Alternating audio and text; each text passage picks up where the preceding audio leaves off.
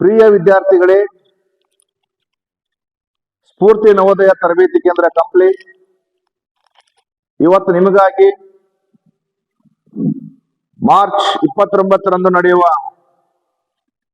ನಮ್ಮ ಶಾಲೆಯಲ್ಲಿ genius award ಮಕ್ಕಳಿಗಾಗಿ ಸ್ಫೂರ್ತಿ ಜೀನಿಯಸ್ ಅವಾರ್ಡ್ ಅಂತಕ್ಕಂಥ ಒಂದು ಪರೀಕ್ಷೆಯನ್ನ ನಾವು ಮಾಡ್ತಾ ಇದ್ದೀವಿ.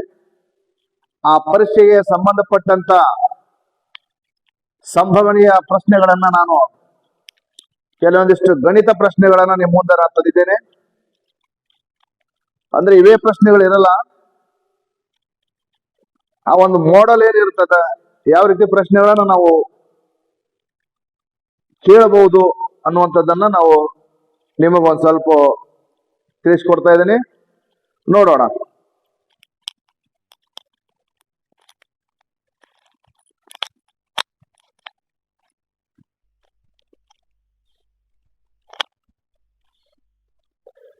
ನಿಮಗೆ ಇಲ್ಲೊಂದಿಷ್ಟು ಪ್ರಶ್ನೆಗಳದಾವ, ಓದ್ ಹೇಳ್ತೀನಿ ನಾನು. 7, 8,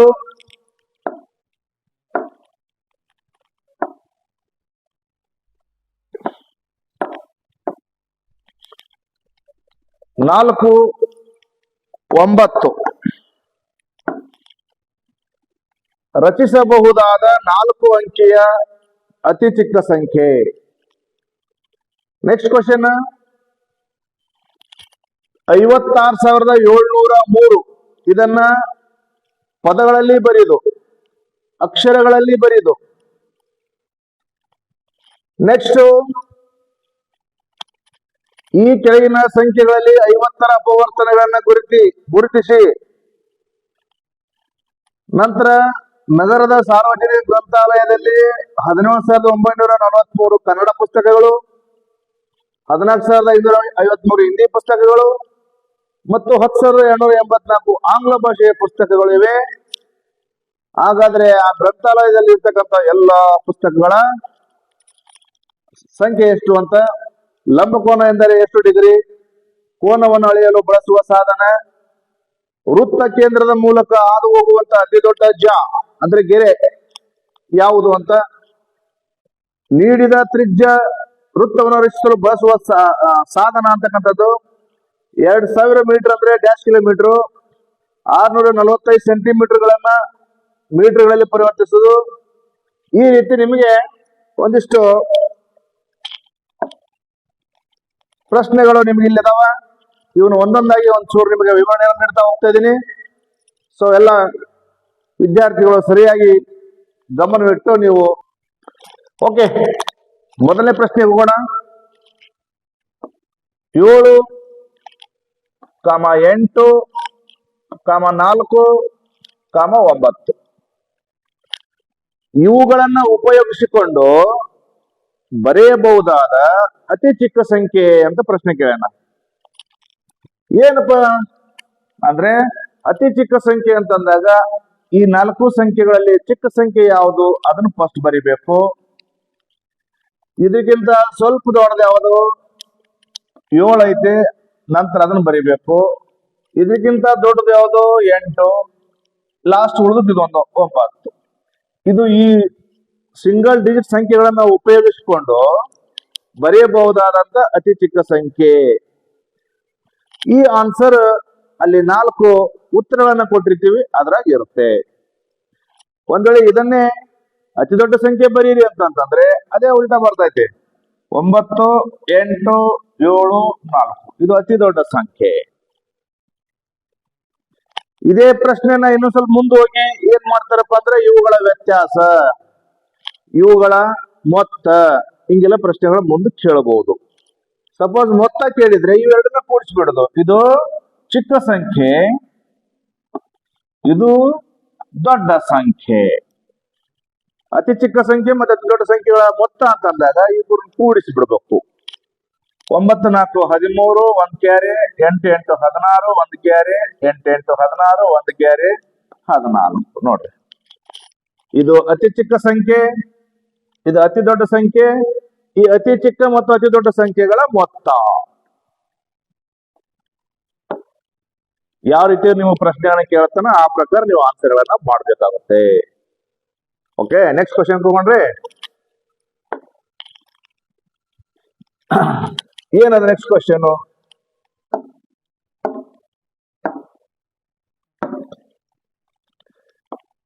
56,703 ಇದನ್ನ ಪದಗಳಲ್ಲಿ ಬರೆಯಿರಿ ಅಂತ ಹೇಳ್ತಾರೆ. ಪದಗಳಲ್ಲಿ, ಅಕ್ಷರಗಳಲ್ಲಿ ಬರಿಬೇಕು. ಕನ್ನಡ ಅಕ್ಷರಗಳಲ್ಲಿ ಬರಿಬೇಕು. ಹೆಂಗೆ?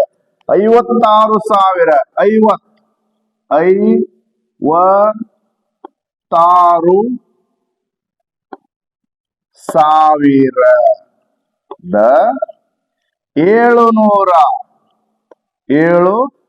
700 ಇಲ್ಲಿ 10ನೇ ಸ್ಥಾನಕ್ಕೆ ಏನು ಇಲ್ಲ, 3. ಈ ತರ ಪದಗಳಲ್ಲಿ ಬರಿ ಅಂತಂದ್ರೆ ಈ ತರ ಬರೆಯೋದು. ಅಕ್ಷರಗಳಲ್ಲಿ ಬರೆಯಿರಿ, ಪದಗಳಲ್ಲಿ ಬರೆಯಿರಿ ಅಂತಕ್ಕಂಥ ಪ್ರಶ್ನೆಯನ್ನ ಕೇಳ್ತಾನೆ. ನೆಕ್ಸ್ಟ್ ಕ್ವಶನ್,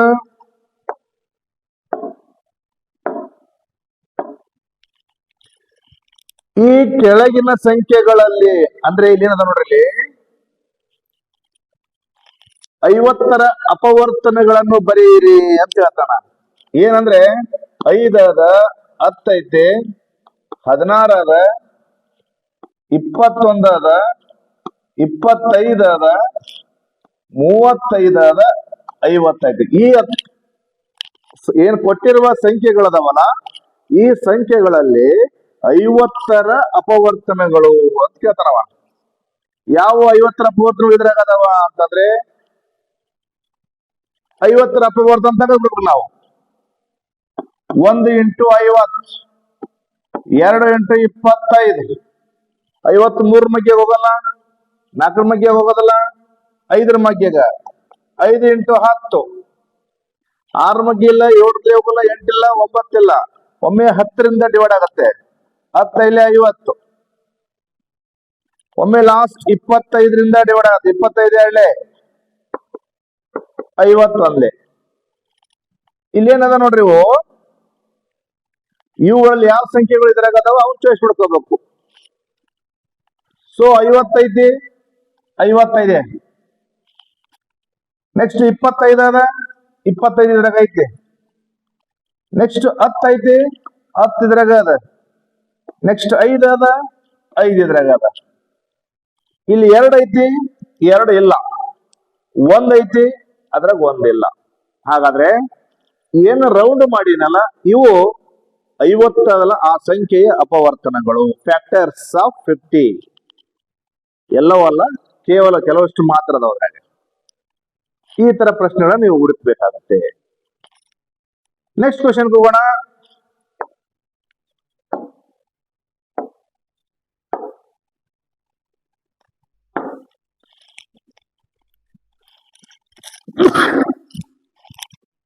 ನಗರದ ಒಂದು ಸಾರ್ವಜನಿಕ ಗ್ರಂಥಾಲಯ ಇದೆ. ಆ ಗ್ರಂಥಾಲಯದಲ್ಲಿ ಕೆಲವಷ್ಟು ಪುಸ್ತಕಗಳದಾವ. ಇಲ್ಲಿದೆ ಕನ್ನಡ ಪುಸ್ತಕಗಳು, ಒಂದಿಷ್ಟು ಕನ್ನಡ, ಒಂದಿಷ್ಟು ಹಿಂದಿ, ಆಮೇಲೆ ಆಂಗ್ಲ ಭಾಷೆ ಅಂದ್ರೆ ಇಂಗ್ಲಿಷ್. ಕನ್ನಡ ಎಷ್ಟು ಅದಾವಪ್ಪ ಅಂತಂದ್ರೆ 17,943 17,943 ಕನ್ನಡ ಅದಾವ. 14,653 ಹಿಂದಿ ಪುಸ್ತಕಗಳದಾವ. ನೆಕ್ಸ್ಟ್ 10,284 ಆಂಗ್ಲ ಪುಸ್ತಕಗಳದಾವ. ಹಾಗಾದ್ರೆ ಇಲ್ಲಿ ಏನ್ ಹೇಳ್ತಾನ ಅಂದ್ರೆ ಅವನು ಒಟ್ಟು ಪುಸ್ತಕಗಳೆಷ್ಟು ಅಂತ ಪ್ರಶ್ನೆ ಮಾಡ್ಯಾನ. ಆ ಗ್ರಂಥಾಲಯದಲ್ಲಿರ್ತಕ್ಕಂಥ ಒಟ್ಟು ಪುಸ್ತಕಗಳು ಎಷ್ಟು ಅಂತ ಪ್ರಶ್ನೆ ಮಾಡ್ಯಾನ. ಹಂಗಾಗಿ ಇವನ್ನೆಲ್ಲ ಒಟ್ಟು ಅಂತಂದಾಗ ಯಾವಾಗಲೂ ಒಟ್ಟು ಅಂತ ಪ್ರಶ್ನೆ ಬಂತಪ್ಪ ಅಂದ್ರೆ ಯಾವಾಗಲೂ ಅದನ್ನ ನೀವು ಕೂಡಿಸ್ಬೇಕು. 3 3 6 6 4 10 1 carry, 8 1 9 9 9 18 1 carry, 2 1 3 6 9 9 9 18 1 carry, 4 1 5 7 11 1 carry, total 4. ಒಟ್ಟು ಪುಸ್ತಕಗಳು ಎಷ್ಟಿದಾವಪ್ಪ ಅಂತಂದ್ರೆ ಗ್ರಂಥಾಲಯದಲ್ಲಿ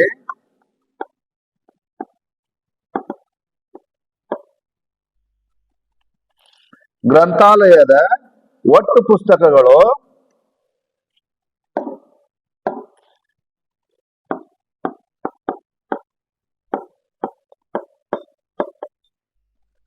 ಒಟ್ಟು ಪುಸ್ತಕಗಳು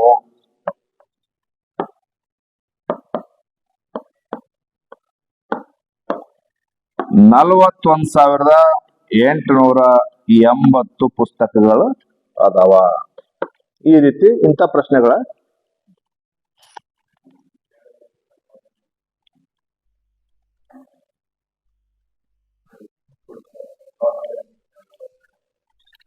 ಇಲ್ಲಿ 11, 12 ಸಾರಿ, ಇಲ್ಲಿ 12 ಇದೆ. 42,000 ಇಲ್ಲಿ ಪ್ಲಸ್ ಮಾಡಲ್ಲಿ ನಾನು ರಾಂಗ್ ಮಾಡಿದ್ದೀನಿ. 42,880 ಆಗುತ್ತೆ. Okay, thank you. ನೆಕ್ಸ್ಟ್ ಪ್ರಶ್ನೆ ಹೋಗೋಣ.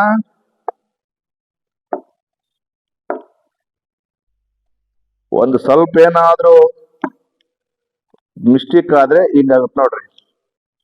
ಕೂಡಿಸುವಲ್ಲಿ ಮತ್ತು ಕಳೆಯುವಲ್ಲಿ ಏನಾದ್ರೂ ಒಂದು ಸಣ್ಣ ಪುಟ್ಟ ಜಸ್ಟ್ ಒಂದು ಸ್ವಲ್ಪ ಮಿಸ್ಟೇಕ್ ಮಾಡಿದ್ರೆ ಆನ್ಸರ್ ರಾಂಗ್ ಆಗುತ್ತೆ. ಅದಕ್ಕೆ ಕೇರ್ಫುಲ್ ಆಗಿ ನಾವು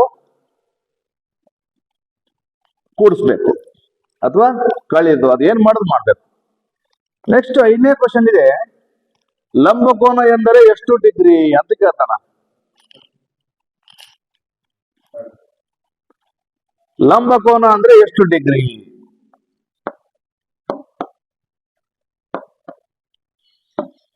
ಲಂಬಕೋನ ಎಷ್ಟು ಡಿಗ್ರಿ ಅಂದ್ರೆ ಕೇವಲ 90 ಡಿಗ್ರಿ ಅಷ್ಟೇ ಇರುತ್ತ. ಅದಕ್ಕೆ ಲಂಬಕೋನ ಅಂತ ಹೇಳ್ತೀವಿ. ಕೋನಗಳಲ್ಲಿ 8 ಪ್ರಕಾರದ ಕೋನಗಳನ್ನ ಹೇಳ್ತೀವಿ ನಾವು. ಲಘು ಕೋನ,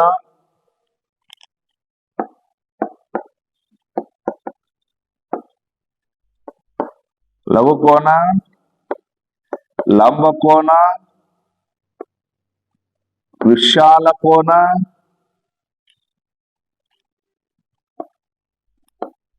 ಸರಳ ಕೋನ,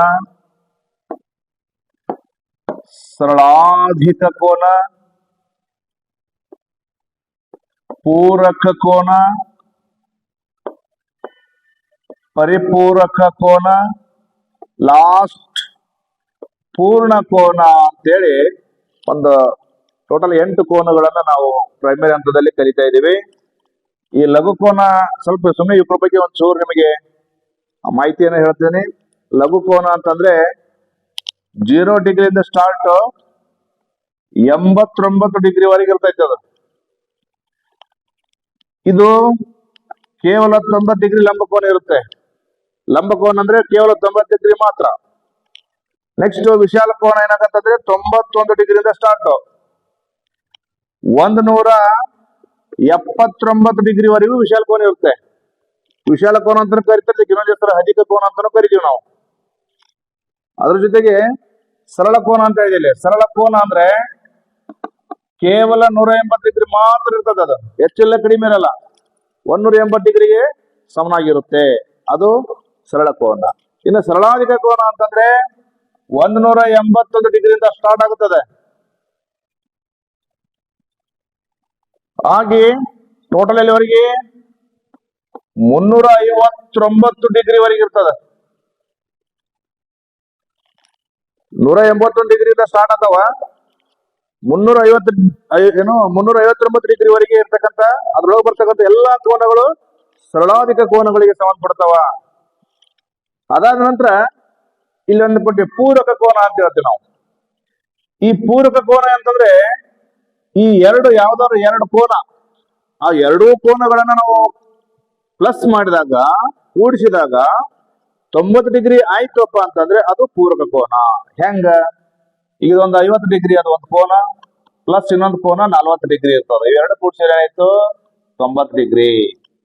ಫಾರ್ ಎಕ್ಸಾಂಪಲ್ ಇದು 50 ಡಿಗ್ರಿ ಕೋನ ಇರ್ತದೆ, ಇದು 40 ಡಿಗ್ರಿ ಕೋನ ಇರ್ತದೆ. ಇವೆರಡು ಕೋನಗಳನ್ನ ನಾವು ಪ್ಲಸ್ ಮಾಡಿದಾಗ ಏನಾಗ್ತೈತೆ 90 ಡಿಗ್ರಿ ಹಾಕದಲ್ಲ, ಇದಕ್ಕೆ ನಾವು ಪೂರಕ ಕೋನ ಅಂತ ಕರಿತೀವಿ.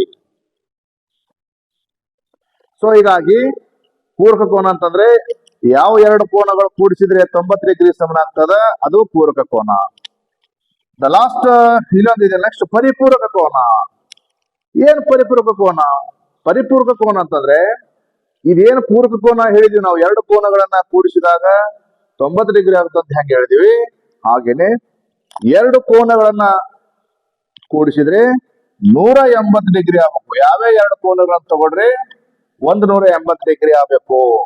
ಫಾರ್ ಎಕ್ಸಾಂಪಲ್ ಇದು ಒಂದು 120 ಡಿಗ್ರಿ ಇರ್ತದ, ಇದೊಂದು 60 ಡಿಗ್ರಿ ಇತ್ತಂದ್ರೆ ಇವೆರಡೂ ಕೋನಗಳನ್ನ ನಾವು ಪ್ಲಸ್ ಮಾಡಿದಾಗ 180 ಡಿಗ್ರಿ ಆಯ್ತಪ್ಪ ಅಂದ್ರೆ ಅದಕ್ಕೆ ಪರಿಪೂರಕ ಕೋನ ಅಂತ ನಾವು ಕರಿತೀವಿ. ಇನ್ನು ಲಾಸ್ಟ್ ಏನಿದೆಪ್ಪ ಅಂದ್ರೆ ಪೂರ್ಣ ಕೋನ. ಪೂರ್ಣ ಕೋನ ಅಂತಂದ್ರೆ ಒಂದು ವೃತ್ತ. ಇದು ಏನಿರ್ತದೆ ಅಂದ್ರೆ ಪೂರ್ಣ ಕೋನ 360 ಡಿಗ್ರಿ ಇರ್ತದೆ. ಇದು ಪೂರ್ಣ ಕೋನ. ಹಿಂಗ ಈ ಕೋನಗಳಲ್ಲಿ ಸ್ವಲ್ಪ ಅದ್ರ ಬಗ್ಗೆ ಮಾಹಿತಿ ಇರಲಿ. ಕೋನಗಳು ಅದರಲ್ಲಿ ಕೇಳಿದ ಯಾವ್ದಪ್ಪ ಅಂತಂದ್ರೆ ಲಂಬ ಕೋನ.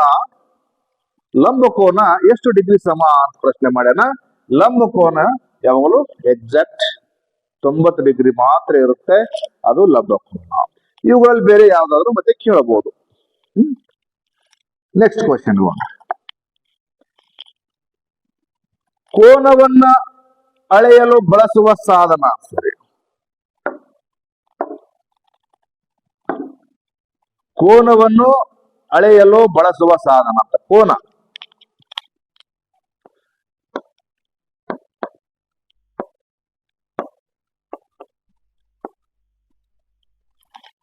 ಕೋನವನ್ನು ಅಳೆಯಲು ಬಳಸುವ ಸಾಧನ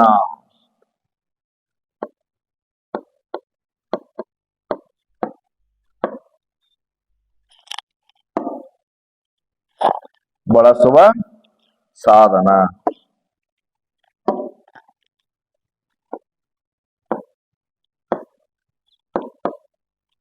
ಸಾಧನ ಅಥವಾ ವಸ್ತು ಅಂತ ಕೇಳ್ತೀವಿ ನಾವು. ಯಾವುದರಿಂದ ನಾವು ಕೋನವನ್ನು ಅಳಿತೀವಿ?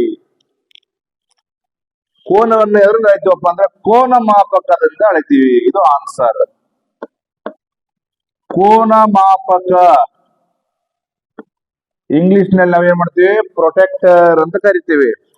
ಕೋನವನ್ನ ಯಾವ್ದ್ರಿಂದ ಅಳಿತೀವಪ್ಪ ಅಂತಂದ್ರೆ ಕೋನ ಮಾಪಕದ ಸಹಾಯದಿಂದ ಕೋನಗಳನ್ನ ನಾವು ಅಳಿತೀವಿ.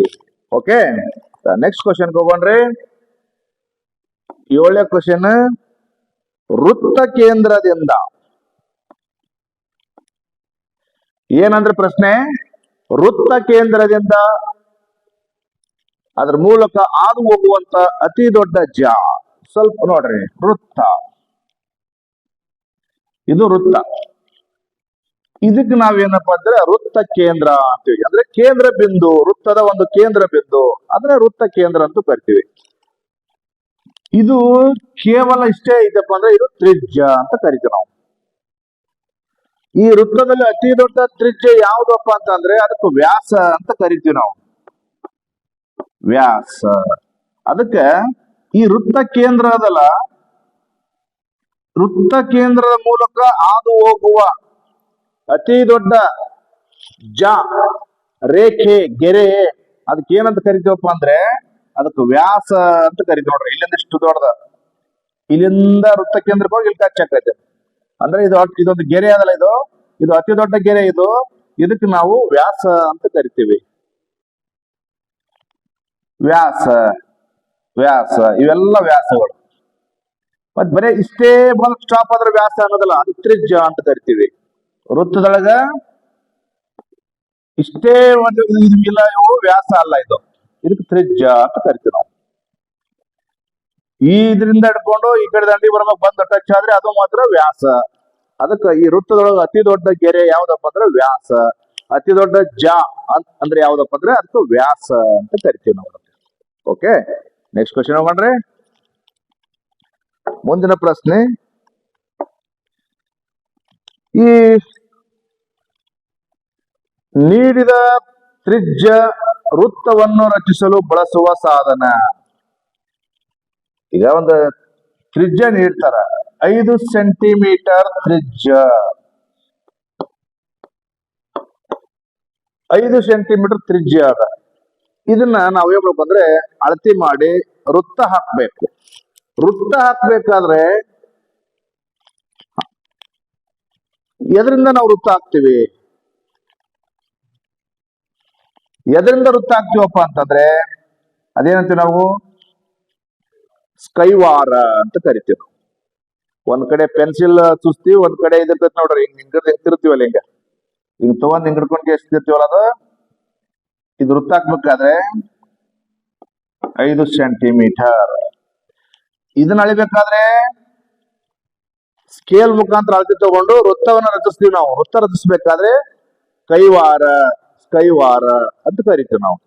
ಆ ಕೈವಾರದ ಮುಖಾಂತರನೇ ನಾವು ಈ ವೃತ್ತವನ್ನ ರಚನೆ ಮಾಡ್ತೀವಿ. 5 ಸೆಂಟಿಮೀಟರ್ 10 ಸೆಂಟಿಮೀಟರ್ ಅಳತೆಯ ಒಂದು ವೃತ್ತವನ್ನ ರಚಿಸಿ, ಇದು ತ್ರಿಜ್ಯ 10 ಸೆಂಟಿಮೀಟರ್ ತ್ರಿಜ್ಯ ಇರತಕ್ಕಂತ ಒಂದು ವೃತ್ತವನ್ನ ರಚಿಸ್ರಿ ಅಂತಂದ್ರೆ ಅವಾಗ ನಾವು ಸ್ಕೇಲ್ನೊಳಗಡೆ ಆ ಕೈವಾರದಿಂದ ನಾವೇ ಮಾಡ್ಕೊತೀವಿ, ಅಳತೆ ಮಾಡ್ಕೊಂಡು ಅದೇ ಕೈವಾರದಿಂದ ವೃತ್ತವನ್ನು ರಚಿಸ್ತೀವಿ. ಹಾಗಾಗಿ ಆ ತ್ರಿಜ್ಯವನ್ನ ಕೊಟ್ಟಿರ್ತೀವಿ, ಆ ತ್ರಿಜ್ಯವನ್ನು ಅಳತೆ ಮಾಡಿಕೊಂಡು ವೃತ್ತವನ್ನ ಯಾವುದರಿಂದ ನೀವು ವೃತ್ತವನ್ನ ಹಾಕ್ತೀರಿ ಅಂತ ಪ್ರಶ್ನೆ ಅದು. ಹಾಗಾಗಿ ನಾವು ಅದನ್ನ ಕೈವಾರದಿಂದ, ಕಂಪಾಸ್ ಪಟ್ಟಿಯಲ್ಲಿ ನೋಡೋಣ ಕೈವಾರ ಅಂತೇಳಿ, ಅದರಿಂದ ನಾವೇನ್ ಮಾಡ್ತೀವಿ ಆ ತ್ರಿಜ್ಯವನ್ನ ಅಳ್ತೀವಿ. ನೆಕ್ಸ್ಟ್ ಕ್ವಶನ್ ಹೋಗೋಣ. 2000 ಮೀಟರ್ ಅಂದ್ರ 2000 ಮೀಟರ್ ಅಂತ ಐತೆ ಅದು. ಈ 2000 ಮೀಟರ್ ಅನ್ನ ಕಿಲೋಮೀಟರ್ ನಲ್ಲಿ ಪರಿವರ್ತಿಸಿ. ಸಿಂಪಲ್ ಇದೆ, ಡಿವೈಡ್ ಬೈ 1000, 0 ಕ್ಯಾನ್ಸಲ್, 3 ಜನ ಕ್ಯಾನ್ಸಲ್. 2 ಕಿಲೋಮೀಟರ್. ಯಾಕೆ 1000ಲಿಂದ ನಾನು ಡಿವೈಡ್ ಮಾಡಿದೆ ಅಂದ್ರೆ 1 ಕಿಲೋಮೀಟರ್ಗೆ 1000 ಮೀಟರ್. ಹಾಗಾಗಿ 2 ಕಿಲೋಮೀಟರ್ಗೆ 2000 ಮೀಟರ್, 3 ಕಿಲೋಮೀಟರ್ಗೆ 3000 ಮೀಟರ್, 4 ಕಿಲೋಮೀಟರ್ಗೆ 4000 ಮೀಟರ್, ಹಿಂಗ 5000 ಮೀಟರ್ಗೆ 5 ಕಿಲೋಮೀಟರ್ ಕನ್ವರ್ಟ್ ಮಾಡೋದು. ಆ ಕಡೆ ಈ ಕಡೆ, ಈ ಕಡೆ ಆ ಕಡೆ ಅಷ್ಟೇ. Next question.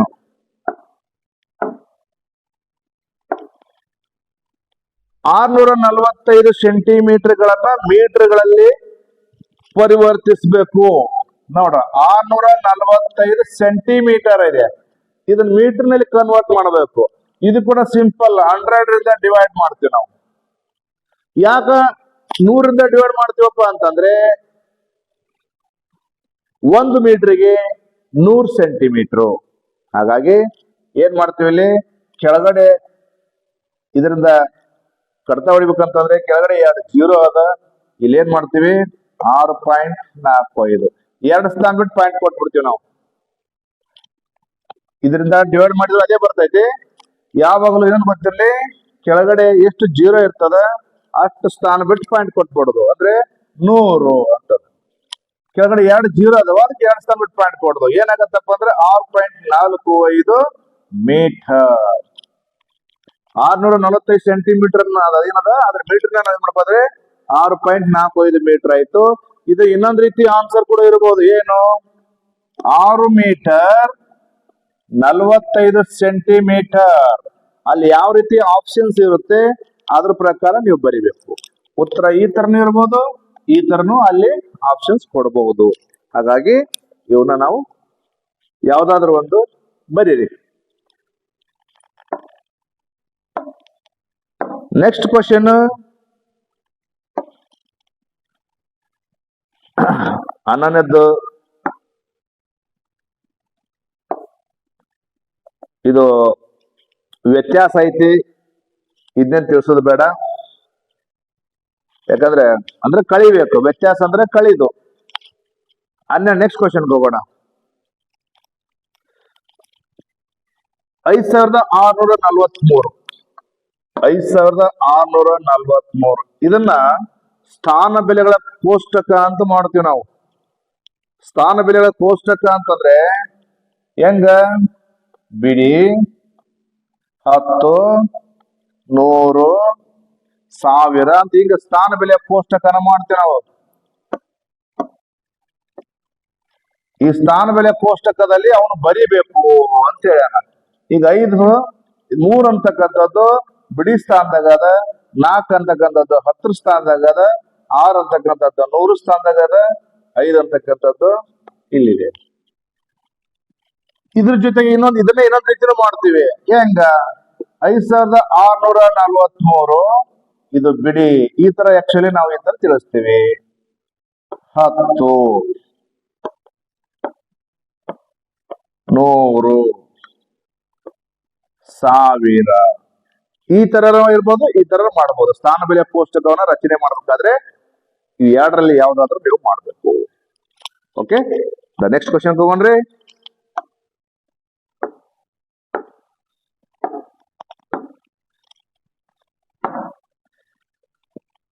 ಈ ಕೆಳಗಿನ ಕೊಟ್ಟಿರುವ ಸಂಖ್ಯೆಗಳನ್ನ ಇಳಿಕೆ ಕ್ರಮದಲ್ಲಿ ಬರೆಯಿರಿ. ಏನದವ? 61,234,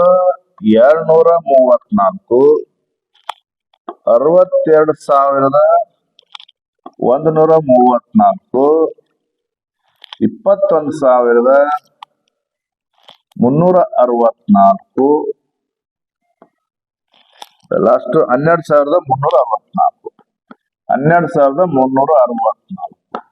ಹಿಂಗ ಪ್ರಶ್ನೆ ಕೊಟ್ಟಾಗ ಇವನ್ನ ಇಳಿಕೆ ಕ್ರಮದಲ್ಲಿ ಬರಿಬೇಕು. ಡಿಸೆಂಡಿಂಗ್ ಆರ್ಡರ್ ವೈಸ್ ಇಳಿಕೆ ಕ್ರಮದಲ್ಲಿ ಬರಿಬೇಕು. ಏನ್ ಬರಿತೀವಪ್ಪ? ಇದು ನೋಡ್ರಿ, ಫಸ್ಟ್ ಏನಿದೆಪ್ಪ ಅಂದ್ರೆ 6 ಇದೆ, ಇಲ್ಲಿನೂ 6 ಇದೆ, 2 ಅದ, 1 ಐತಿ. ದೊಡ್ಡ ಸ್ಥಾನ ಫಸ್ಟ್ ನೋಡ್ಕೊಡ್ರಿ. ಫಸ್ಟ್ ದೊಡ್ಡ ಸ್ಥಾನ ನೋಡ್ಕೊಳ 6,000, 6,000, 2,000, ಇದು ಸಾರಿ 1, ಹಿಂಗ ದೊಡ್ಡ ಸ್ಥಾನ ನೋಡಿದಾಗ ಇವುಗಳಲ್ಲಿ ಚಿಕ್ಕದ ಯಾವ್ದಪ್ಪ ಅಂತಂದ್ರೆ ಇಲ್ಲಿ 1 ಐತಿ. ಅಂದ್ರೆ ಅದು ಚಿಕ್ಕ ಸಂಖ್ಯೆ ಆಯ್ತು. ಇದ್ರಾಗ ಈ ಗುಂಪಿನಲ್ಲೇ ಚಿಕ್ಕ ಸಂಖ್ಯೆ ಆಯ್ತು ಈಗ ಅದು. ಆ ನಂತರ ಇದು ಈ ಗುಂಪಿನಲ್ಲಿ 2ನೇ ಸ್ಥಾನಕ್ಕೆ ಆಯ್ತು. ಇದು 1 ಆಯ್ತು, ಇದು 2ನೇ ಸ್ಥಾನಕ್ಕೆ ಆಯ್ತು. ಇನ್ನು ಇವು ಎರಡರಲ್ಲಿ ನೋಡ್ರಿ, ಇಲ್ಲಿನ 6 ಐತಿ, ಇಲ್ಲಿ 1 ಅದ. 6 ಐತಿ, ಇಲ್ಲಿ ಸದ್ಯ ಫಸ್ಟ್ ಸ್ಥಾನ ಬಿಡ್ರಿ. ಇದನ್ನ ಎರಡು ಸೇಮ್ ಅದಪ್ಪ ಅಂದ್ರೆ 2ನೇ ಸ್ಥಾನ ನೋಡ್ಕೊಡ್ರಿ. ಇಲ್ಲಿ 1 ಅದ, ಇಲ್ಲಿ 2 ಅದ. ಹಂಗಾರೆ ಇದು ಚಿಕ್ಕ ಸಂಖ್ಯೆ, ಇದಕ್ಕಿಂತ ಚಿಕ್ಕದು, ಇದು ದೊಡ್ಡ. ಹಿಂಗಿದ್ದಾಗ ನಾವೇನ್ ಮಾಡ್ತೀವಿ? ಸದ್ಯ ಇಳಿಕೆ ಕ್ರಮ, ಏರಿಕೆ ಕ್ರಮ. ಈಗ ಒಂದು ಇಳಿಕೆ ಕ್ರಮ ಅಂತಂದಾಗ ಈ ಗುಂಪಿನಲ್ಲಿ ಇರ್ತಕ್ಕಂಥ ದೊಡ್ಡ ಸಂಖ್ಯೆಯನ್ನ ಫಸ್ಟ್ ಬರಿಬೇಕು. ಯಾವ್ದು ದೊಡ್ಡದು? 4ನೇ ಸ್ಥಾನಕ್ಕೆ ಐತಲ್ಲ, ಇದು ಫಸ್ಟ್ ಬರಿತೀವಿ ನಾವು. ಆದ್ರೆ ಇದಕ್ಕಿಂತ ಚಿಕ್ಕದ ಯಾವುದು? ಇದು ಬರಿತೀವಿ. ಇದಕ್ಕಿಂತ ಚಿಕ್ಕದ ಯಾವುದು? ಇದೈತೆ, ಇದು ಲಾಸ್ಟ್ ಬರಿತೀವಿ. ಓಕೆನಾ? ಇದು ಫಸ್ಟ್, ಇದು ಸೆಕೆಂಡ್, ಇದು ಥರ್ಡ್, ಅದು ಫೋರ್ತ್ ಬರೆದಾಗ ಅವು ಇಳಿಕೆ ಕ್ರಮದಲ್ಲಿ ಆಗ್ತಾವ. ಏರಿಕೆ ಕ್ರಮ ಅಂತಂದಾಗ ಇದನ್ನ ಫಸ್ಟ್ ಬರಿಬೇಕು, ಇದು ಸೆಕೆಂಡ್ ಬರಿತೀವಿ, ಇದು ಥರ್ಡ್ ಬರಿತೀವಿ, ಇದನ್ನ ಫೋರ್ತ್ ಬರಿತೀವಿ, ಅದು ಏರಿಕೆ ಕ್ರಮ ಆಗ್ತಾರೆ. ಎರಡರಲ್ಲಿ ಯಾವ್ದನ್ನು ಕೇಳ್ಬೋದು. ಒಂದು ಏರಿಕೆ ಕ್ರಮ ಬರಿ ಅನ್ಬೋದು, ಇಲ್ಲ ಇಳಿಕೆ ಕ್ರಮದಲ್ಲಿ ಬರೀರಿ ಅಂತ ಕೇಳ್ಬೋದು. ಓಕೆ, ನೆಕ್ಸ್ಟ್ ಕ್ವಶನ್ ತಗೊಂಡ್ರೆ,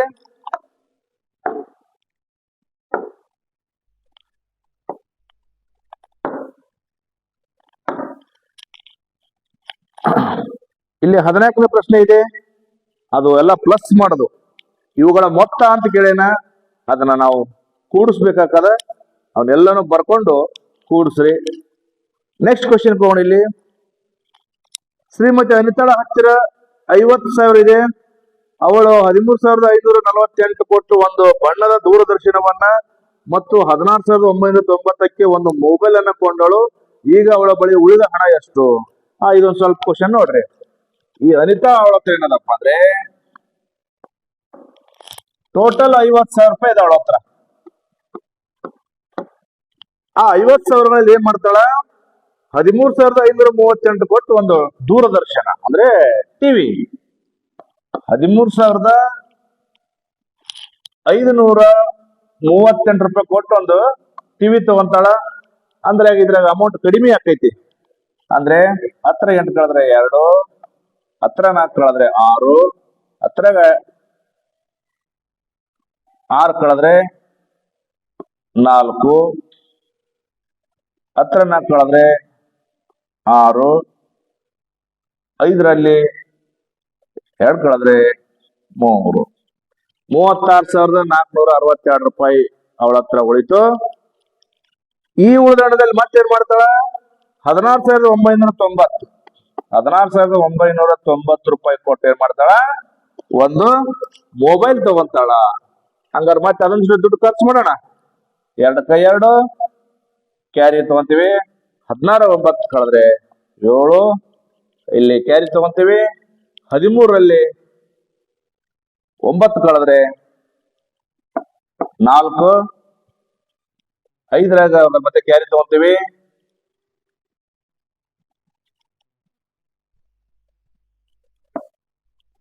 ಒಂಬತ್ತಾಗತ್ತೆ ಒಂದು. ಸರಿನಾ? ಓಕೆ, ಸರಿ ಇದೆ ಅಂತ. ಇದು ಈಗ ಅವಳ ಹತ್ರ ಉಳಿದ ಹಣ.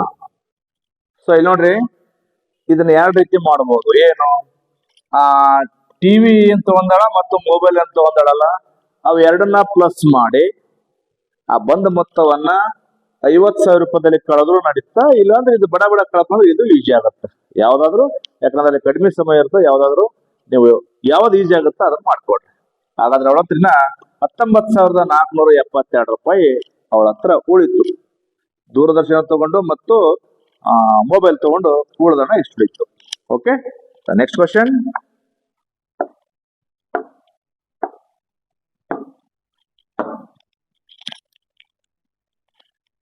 90ರ ಅಪವರ್ತನಗಳನ್ನ ವೃಕ್ಷ ರಚಿಸಿರಿ ಅಂತದ. 90ರ ಅಪವರ್ತನ ವೃಕ್ಷ. ಏನ್ ವೃಕ್ಷ ಅಂತಂದ್ರೆ ಏನು? ಟ್ರೀ. ಗೊಂಚಲೂರನ್ನ ರಚಿಸ್ಬೇಕು. ಹೆಂಗ ನೋಡ್ರಿ, 90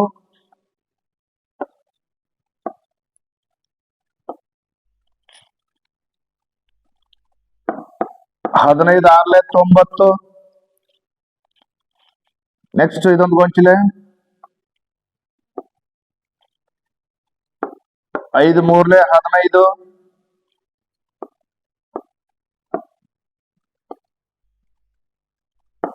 3 2 6. ಮುಗೈತಿ. ಲಾಸ್ಟ್ ಏನು ಇನ್ಯಾವ ಆನ್ಸರ್ ಇದಾಗಲ್ಲ. ಈ ಗೊಂಚಲ ರಚಿಸೋದು ಇದಕ್ಕ ವೃಕ್ಷ ಅಂತ ಕರಿತೀವಿ, ವೃಕ್ಷ ಪದ್ಧತಿ ಅಂತ ಕರಿತೀವಿ. ಲಾಸ್ಟ್ ಆನ್ಸರ್ ಹೆಂಗ್ ಬರಿತೀವಪ್ಪ ಅಂತಂದ್ರೆ, ಇಲ್ಲಿ ಏನ್ ಉಳಿತಾವ? ಇಲ್ಲಿ 2 ಉಳ್ದದ, ಇಂಟು 3 ಇಂಟು 3 ಇಂಟು 5. ಇವು 90ರ ಅಪವರ್ತನಗಳು ಅಂತ ಕೂಡ ನಾವು ಕರಿತೀವಿ. ಈ ಇಲ್ಲಿ ಪ್ರಶ್ನೆ ಕೇಳಿದ ಬರೀ ಕೇವಲ ವೃಕ್ಷ ರಚಿಸಿ ಅಂತ ಅಷ್ಟೇ ಕೊಟ್ಟಲ್ಲ. ನಾವು ವೃಕ್ಷ ರಚಿಸಿವಿ, ಸ್ವಲ್ಪ ಮುಂದೋಗಿ ಅವುಗಳ ಲಾಸ್ಟ್ ಉಳಿತಕ್ಕಂತ ಇರುತ್ತೆ, ಅವೇ ಅಪವರ್ತನಗಳಾಗ್ತಾವ. ಕೆಲವೊಂದು ಟೈಮ್ ನಲ್ಲಿ ಏನ್ ಮಾಡ್ತಾನ, 90ರ ಅಪವರ್ತನಗಳನ್ನ ವೃಕ್ಷ ಪದ್ಧತಿಯಲ್ಲಿ ರಚಿಸಿ ಅವುಗಳ ಅಪವರ್ತನಗಳನ್ನ ಬರೀರಿ ಅಂತ ಪ್ರಶ್ನೆ ಇರ್ಬೋದು. ಅವಾಗ ಏನಕ್ಕದ ಈ ಆನ್ಸರ್ ಬರುತ್ತೆ. ಬರೀ ವೃಕ್ಷ ಅಂತಂದ್ರೆ ಇದಿಷ್ಟೇ ಇರುತ್ತೆ, ಇದಕ್ಕೆ ವೃಕ್ಷ ಅಂತ ಕರಿತೀವಿ ನಾವು. ಟ್ರೀ ಅಂತ ಹೇಳ್ತೇವೆ, ಟ್ರೀ ಇದ್ದಾಗ ಹೆಂಗ ಟ್ರೀ ಗೊಂಚಲ ಇಳಿದಂಗ ನೋಡು, ಹಂಗ ಅದಕ್ಕೆ ಇದಕ್ಕೆ ವೃಕ್ಷ ಪದ್ಧತಿ ಅಂತ ಕರಿತೀವಪ್ಪ. Next question.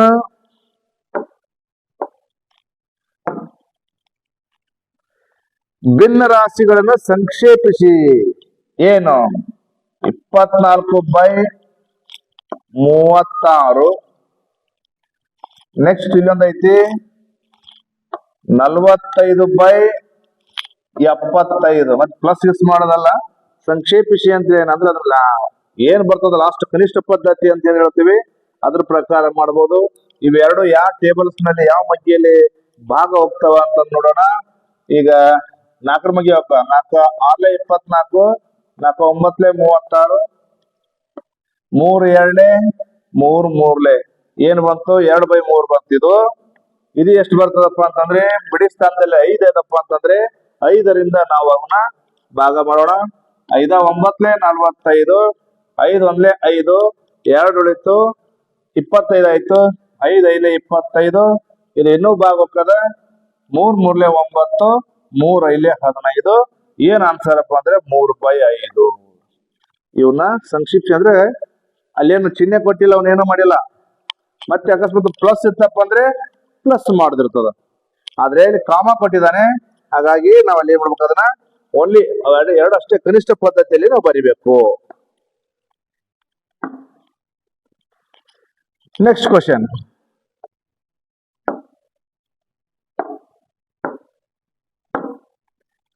ಏನಿದೆ? ಕೋನದ ವಿಧಗಳನ್ನ ಪಟ್ಟಿ ಮಾಡಿ ಅಂತ ಹೇಳಿದ. ಕೋನದ ವಿವಿಧ ವಿಧಗಳು ಹೇಳ್ಬಿಟ್ಟಿನ ಆಲ್ರೆಡಿ, ಅದೇ ಪ್ರಶ್ನೆನೆ. ಕೋನದ ವಿವಿಧ ವಿಧಗಳು ಅಂದ್ರೆ ಪ್ರಕಾರಗಳು, ಯಾವ್ಯಾವ ಕೋನಗಳು ಅದಾವ?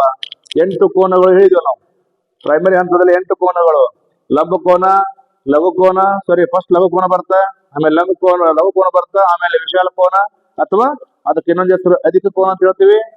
ಆಮೇಲೆ ಸರಳ ಕೋನ, ಸರಳಾಧಿಕ ಕೋನ, ಪೂರಕ, ಪರಿಪೂರಕ, ಪೂರ್ಣ ಕೋನ ಅಂತ 8 ವಿಧದ ನಾವು ಕೋನಗಳನ್ನ ಹೇಳ್ತಿದ್ವಲ್ಲ, ಆಗಲೇ ತಿಳಿಸಿದ್ವಲ್ಲ, ಅದೇ ಪ್ರಶ್ನೆನೇ ಇದು. ನೆಕ್ಸ್ಟ್ ಕ್ವಶನ್, 65 ಮೀಟರ್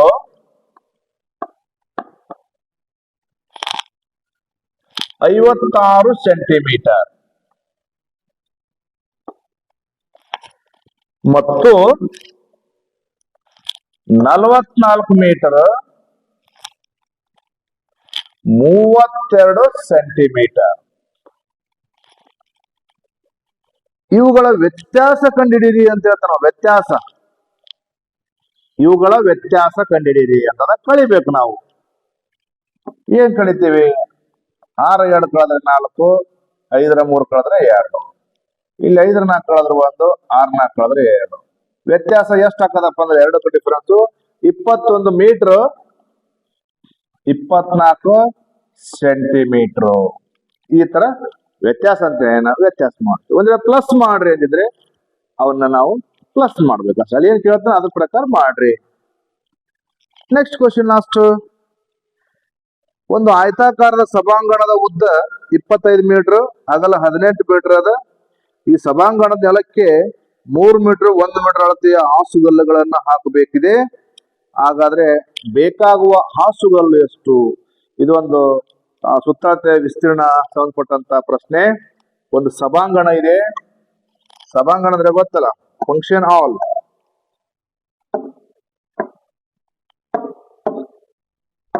ಒಂದು ಫಂಕ್ಷನ್ ಹಾಲ್ ಇದೆ. ಆ ಫಂಕ್ಷನ್ ಹಾಲ್ ನ ಉದ್ದ 25 ಮೀಟರ್ ಅದ, ಅಗಲ 18 ಮೀಟರ್ ಅದ. ಈ ಸಭಾಂಗಣಕ್ಕೆ ನಾವ್ ಏನ್ ಹಾಕ್ಬೇಕಪ್ಪ ಅಂತಂದ್ರೆ ಟೈಲ್ಸ್ ಹಾಕ್ಬೇಕಾಗಿದೆ. ಟೈಲ್ಸ್ ಹಾಕ್ತಿವಲ್ಲ, ಆ ಟೈಲ್ಸ್ ಹಾಕ್ಬೇಕು. ಆ ಟೈಲ್ಸ್ ನ ಅಳತೆ ಏನಪ್ಪಾ ಅಂತಂದ್ರೆ 3 ಮೀಟರ್ ಇಂಟು 1 ಮೀಟರ್ ಅಳತೆ. 3 ಮೀಟರ್ ಇಂಟು 1 ಮೀಟರ್ ಅಳತೆ ಒಂದು ಟೈಲ್ಸ್ ಅದಾವ. ಆ ಟೈಲ್ಸ್ ಅನ್ನ ನಾವು ಆ ಸಭಾಂಗಣ ಅಂದ್ರೆ ಒಂದು ಹಾಲ್ಗೆ ಜೋಡಿಸ್ಬೇಕಾಗಿದೆ. ಹಂಗಾರೆ ಎಷ್ಟು ಹಾಸುಗಲ್ಲು ತರಬೇಕು ಅಂತಂದ್ರೆ, ಇಲ್ಲಿ ಫಸ್ಟ್ ಸಭಾಂಗಣದ ಉದ್ದ 25 ಮೀಟರ್ 18 ಮೀಟರ್ ಐತಿ. ಆ ಟೈಲ್ಸ್ ಹಾಸುಗಲ್ಲೋದಲ್ಲ ಅದ್ರ ಅಳತೆ 3 ಮೀಟರ್ ಇಂಟು 1 ಮೀಟರ್ ಐತಿ. ಕ್ಯಾನ್ಸಲ್ ಮಾಡೋಣ. 3 1 3 6 18 ಏನಾಗ್ತದೆ? ಕೆಳಗಡೆ ಏನು ಉಳಿಲಿಲ್ಲ, ಮ್ಯಾಗ 25 6 150. 150 ಹಾಸುಗಲ್ಲುಗಳು ಬೇಕಾಗುತ್ತವ. ಹಾಸುಗಲ್ಲು ಅಂತಂದ್ರೆ ನಿಮ್ಗ ಈ ಟೈಲ್ಸ್ ಅಂತೀವಲ್ಲ, ನಾವು ರೂಮ್ನ ಟೈಲ್ಸ್ ಜೋಡಿಸ್ತೀವಲ್ಲ, ಅವಕ್ಕೆ ಹಾಸುಗಲ್ಲು ಅಂತ ಕರಿತೀವಿ. ಹೀಗಾಗಿ ಒಟ್ಟು ಒಂದು 20 ಪ್ರಶ್ನೆಗಳು ಇದ್ದವು. ಈ 20 ಪ್ರಶ್ನೆಗಳನ್ನ ನಿಮ್ ಮುಂದೆ ನಾನು ತಿಳಿಸಿದ್ದೇನೆ. ಇದೇ ಮಾದರಿಯಲ್ಲಿ ನಿಮಗ ಜೀನಿಯಸ್ ಏನ್ ಪ್ರಶ್ನೆ ಪತ್ರಿಕೆ ಇರುತ್ತದಲ್ಲ, ಆ ಪ್ರಶ್ನೆ ಪತ್ರಿಕೆಯ ಮಾಡೆಲ್ ತಿಳಿಸಿದ, ಮತ್ತೆ ಇವೇ ಬರಲ್ಲ, ತಿಳಿಸಿದಂತ ಪ್ರಶ್ನೆಗಳ ಬರಲ್ಲ, ಇದರ ಮಾಡೆಲ್ ಬರ್ತವ. ನಾನು ಇಲ್ಲಿವರೆಗೆ ತಿಳಿಸಿದಂಥದ್ದು ಕೇವಲ ಗಣಿತ ಪ್ರಶ್ನೆ ಪತ್ರಿಕೆಗಳು. ಮತ್ತೆ ನಾಳಿನ ಕ್ಲಾಸ್ ನಲ್ಲಿ ವಿವಿಧ ಮತ್ತೆ ಯಾವುದು GK, ಕನ್ನಡ, ಆಮೇಲೆ IQ ಇವೆಲ್ಲಾ ಪ್ರಶ್ನೆ ಪತ್ರಿಕೆಗಳನ್ನ ನಿಮ್ಮ ಮುಂದೆ ನಾವು ಪ್ರತಿ ಕ್ಲಾಸ್ ನಲ್ಲಿ ತರ್ತಾ ಇರ್ತೀವಿ. ಕಾಯ್ತಾ ಇರ್ರಿ.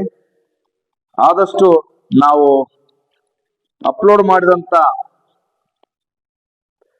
ಪ್ರಶ್ನೆ ಪತ್ರಿಕೆಯನ್ನ ಅಪ್ಲೋಡ್ ಮಾಡ್ತಾ ಇದೀವಿ ನಾವು ಯೂಟ್ಯೂಬ್ಗೆ.